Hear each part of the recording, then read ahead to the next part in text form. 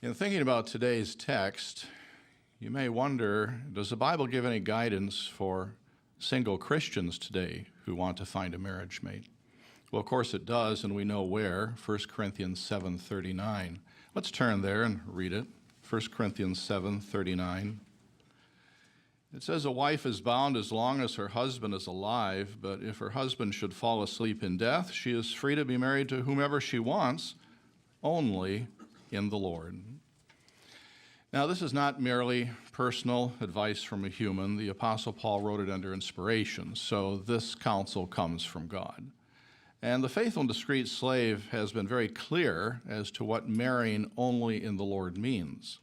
For example, the article "Find Joy in Your Marriage" in a 2008 issue of the Watchtower said, "Plainly, a servant of God should choose as a marriage mate one who is in the Lord, a dedicated, baptized fellow worshiper." And we commend all of you, single or married, for having shown and showing respect for the divine command to marry only in the Lord. And it is just that, a command. It is not a suggestion or just an option for those who wish to marry. Now, perhaps you've heard others say that, well, maybe this is just a carryover from the Mosaic Law, that it's obsolete for modern-day servants of God. Actually, the precedent for such marriages was established long before a law was given to God's people. And we can see the history of this if we look at the cross-references noted at the end of 1 Corinthians 7:39. So at the top of the center column, you'll see for that cross-reference mark 4 scriptures, the first of which is in Genesis. Let's turn there to Genesis chapter 24 and begin reading with verse 2. It says, "Abraham said to his servant, the oldest one of his household, who was managing all he had, 'Please put your hand under my thigh, and I will make you swear by Jehovah, the God of the heavens and the God of the earth, that you will not take a wife for my son from the daughters of the Canaanites, among whom I am dwelling. You must go instead to my country and to my relatives, and take a wife for my son, for Isaac.'" So when it came time for Abraham to find a wife for his beloved son Isaac, Abraham wanted to safeguard his family from the influence of false religion that was so prevalent in Canaan. He wanted to see to it that Isaac married someone who had the same faith in Jehovah. Back in 1948, the Watchtower stated, "Abraham thus set up a precedent for the rule stated by the Apostle Paul for believers to marry only in the Lord." Now later, Isaac wanted the same for his son Jacob, as shown in Genesis chapter 28.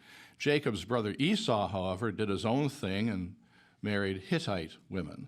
And for good reason, the Bible says they were a source of great grief to Esau's parents because his choice in wives was very displeasing to Jehovah.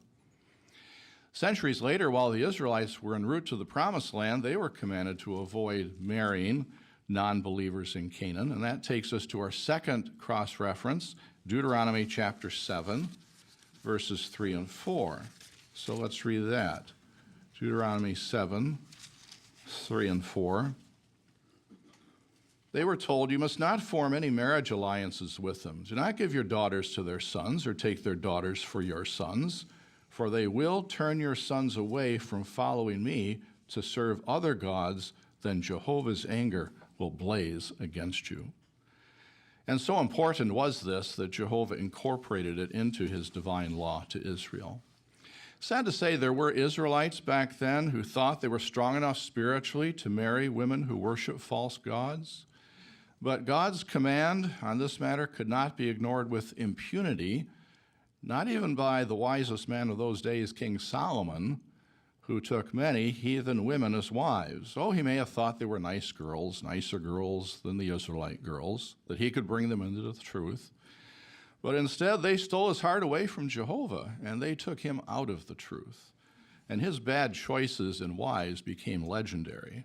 That brings us to our third cross-reference. It's in Nehemiah chapter 13, verses 26 and 27. Nehemiah 13. "Was it not because of these that King Solomon of Israel sinned? Among the many nations there was no king like him, and he was loved by his God. so that God made him king over all Israel. But the foreign wives caused even him to sin. Is it not something unheard of for you to commit this great evil in acting unfaithfully against our God by marrying foreign women? Strong words, aren't they? Well, even today, marrying an unbeliever causes serious problems. It might lead a servant of Jehovah to compromise his or her religious beliefs or even to abandon them altogether. And at the very least, it will be a relationship that's very straining for the Christian to try to live by Bible principles with a mate who resists those efforts. Now we come to our fourth cross-reference. It takes us back to the Apostle Paul's letters, this time his second one, 2 Corinthians chapter 6, where he writes something that emphasizes what we already read in his first letter, 2 Corinthians 6:14. Do not become unevenly yoked with unbelievers. And why not? Look at the end of verse 15. What does a believer share in common with an unbeliever? Good question.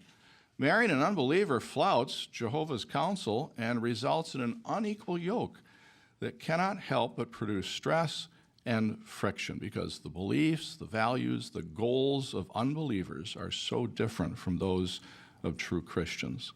And really, the greatest strength any married couple can achieve comes from being mutually devoted to Jehovah.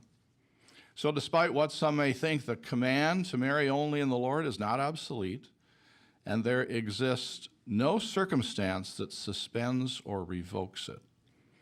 And in those few cases where an unbeliever came into the truth, it's not evidence of God's approval of marrying out of the truth.